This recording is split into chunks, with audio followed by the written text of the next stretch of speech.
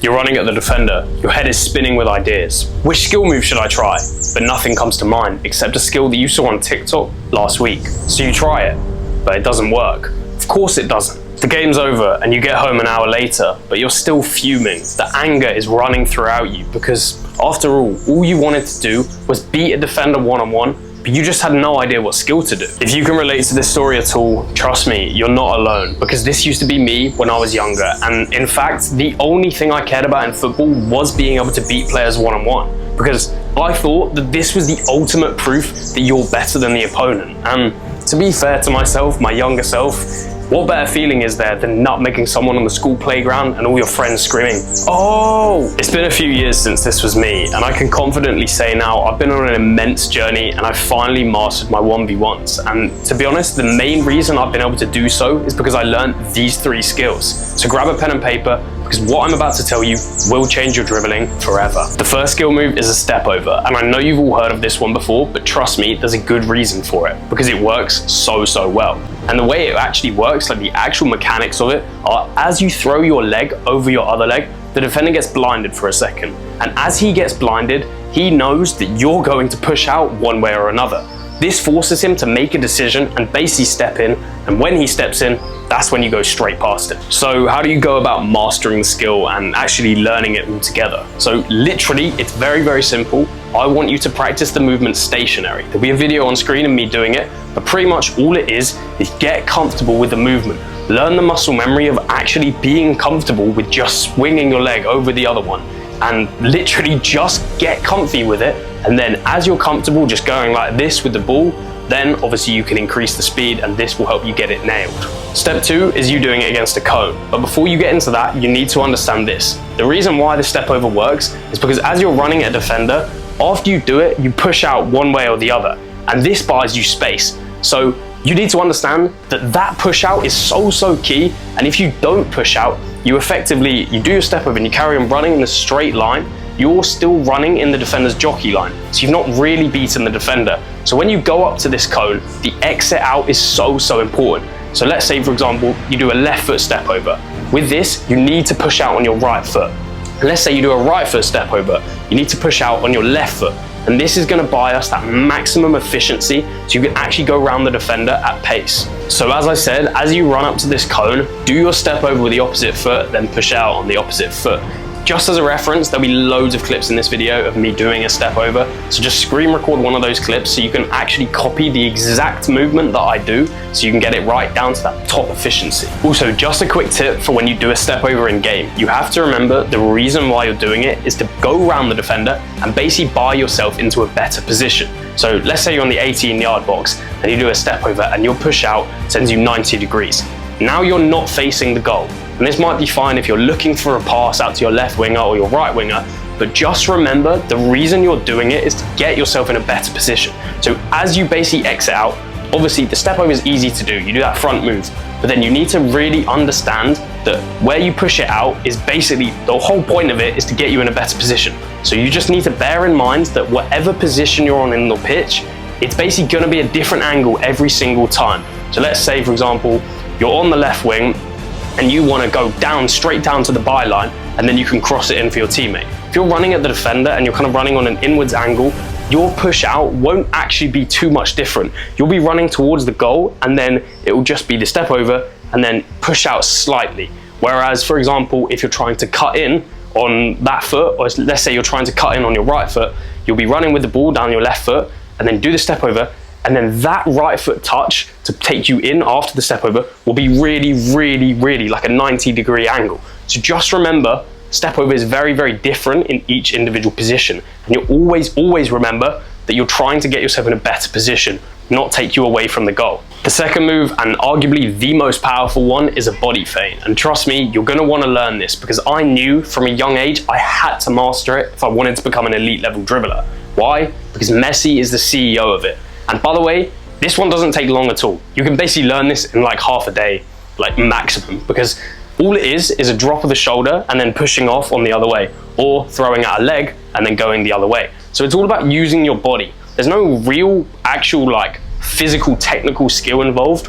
All it is just throwing your body one way, going the other. And by the way, this is literally my favorite movement at the moment because it's so efficient and you don't use too much energy when actually doing it. For you to master the body feint, you need to understand why it actually works. So you're dribbling at a defender and obviously you're going to push the ball one way or another to go around him. Obviously you can't go in a straight line because he's there. And the way that the body feint works is you basically bait him into thinking you're going one way. So let's say for an example, you're going to push the ball right. You drop that left shoulder, acting as if you're gonna go left, and he falls for this. So he opens up his body, or he goes towards the left, or his right, thinking that you're gonna be that way. Then, as you're like this, you quickly push the ball out right. And that's basically the mechanics of how it works. And obviously, this goes for both ways. If you're running at him and you wanna go left, you run in kind of a straight line. Obviously, you don't wanna be going in a full straight line, but a little bit like this. Then, as you get close to him, you approach him, you go drop shoulder, then push out with your left foot. Very simple. And another variation of the body feint that I'm using so much at the moment, and it's not really a body feint, it's more so just a leg feint. And that is basically the same concept. You run towards the defender, and obviously you're gonna go one way. But instead of just dropping the shoulder, I also throw my leg out to the other side. So there'll be a clip of me doing it, it should probably be on the left side. And pretty much the way that this works is, as you get towards the defender, it's the same mechanic. You basically bait him into thinking you're going one way, and this kind of leg slam into the ground also acts as a bit of a distraction, to be honest. So you run at the defender, throw that leg into the ground, and firstly he's gonna be like, what is going on? Why is someone throwing their leg into the ground? Secondly, it will probably bait him into thinking you're going that way, and like I said, then you go out the other way. Simple. So now you understand the theory of it, we actually need to learn how to do it on the pitch. And it's very simple, like I said. So literally start by doing it slowly. Just dribble round on the pitch. Don't do it against anyone. Just dribble round on the pitch and just practice going like this. Just going like this and then pushing out in the opposite direction. And of course, do the same with the leg slam. But firstly, I just want you to focus on just using the drop of the shoulder. And then once you're kind of comfortable doing it kind of slowly, you're getting comfortable just going like this, then pushing out one way, then that's where you can become a bit more aggressive with the movement.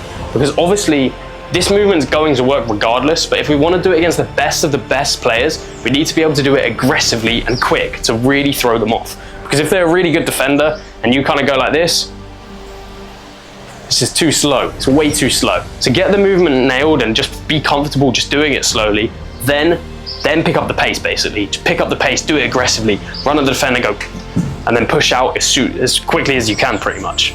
And then following the same philosophy with this, I want you to practice it in 1v1s. And just to be clear with this, the 1v1s are gonna really get you nailed. You may have to practice it on your own, doing it unrestricted or against cones for a long while.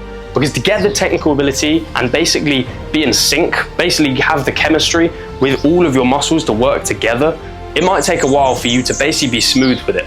But do not worry, because as soon as you start practicing it, you improve instantly. And then, say a month after you practicing it unrestricted, then you start doing 1v1s with your friends, then you've got the move on lock and it's overpowered anywhere on the pitch. And the third skill move, and probably the one that I love to use the most against aggressive defenders, and that is a touch inwards followed by a touch outwards. And some of you may know this as a reverse elastico, and it is a reverse elastico if you can do it quick enough. But don't worry if you have slow feet or whatever it is, because you don't even need to be that quick with this move.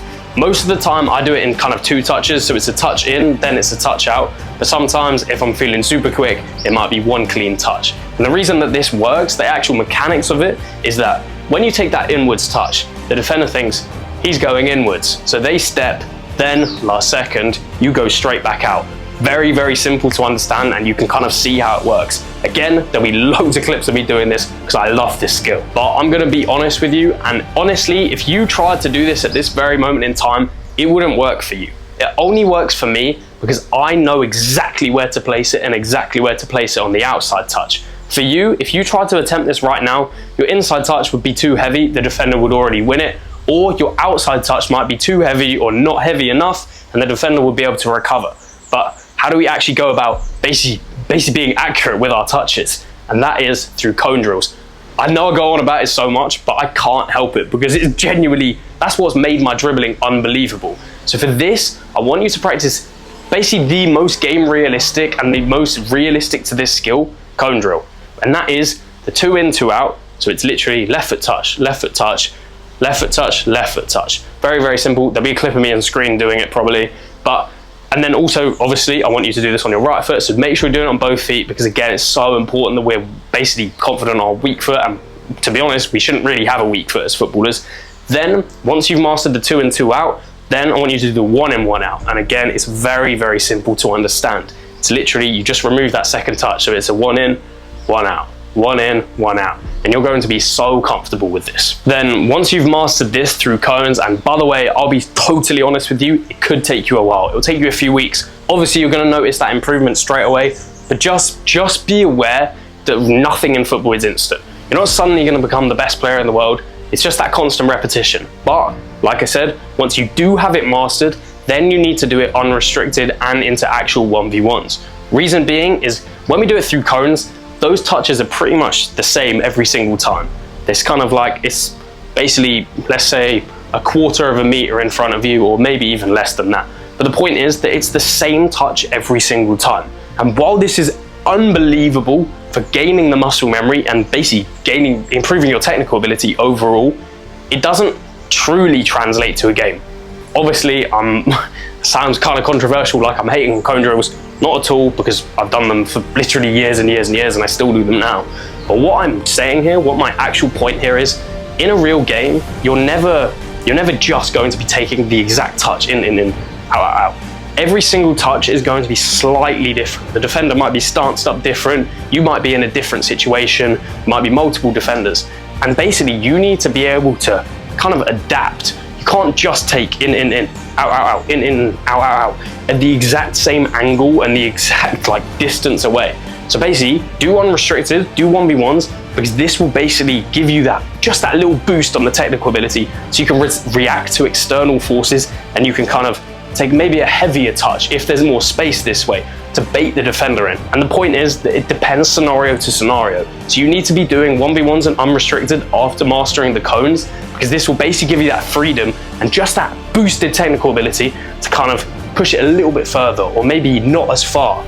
So those are the 3 skills, like I said, but I want to clear something up that is so important. These skills are going to help you, and you're going to be able to get around every single defender, but in order for you to truly basically take the leading touches up to beating the defender, you have to work on your dribbling and just your technical ability, not even any skill moves. You just have to be able to take the right touches to get yourself in the situation where you can actually run at a defender cleanly. Because if you just focus on these skill moves, then you're basically not setting yourself up in the right way. Your touch might be too heavy towards the defender, it might be under your feet too much, and basically you're not setting yourself up right for the 1v1. So please practice your dribbling and your technical ability before practicing these skills. Obviously, you can practice them side by side, and that's absolutely fine. But just as a base, please practice your dribbling ability to the point where you can take decent touches and they're in a semi-regular position where you actually want the ball to be. These are the 3 skills that you need. Will they work? Absolutely. I'm literally living proof of it. Obviously, you've seen all of these clips that have been played over basically the last 8 minutes of this video, and these clips are complete and utter proof that this actually works. You see, this is kind of my biggest pet peeve. There's a lot of people in this industry who, they like to claim they know everything, they like to tell you what you should train, how you should train, but these people have no credibility. Maybe they played for an academy 5 years ago, but now they don't play football. There's a lot of people in this industry who don't even play for a team. So I want you to trust me on this guide and just trust the things that I'm saying to you, but not because I have a following on social media, not because I spend a lot of time editing my videos, but because I actually show you the solid proof of me playing. I'm currently playing for a semi-professional team, and in a couple years from now, I will be playing for a professional team. If you want me to kind of document you more on the journey and talk about my own path, then let me know in the comments, because I will be happy to do that. But just trust me when I say there's a lot of people in this industry who don't tell the truth.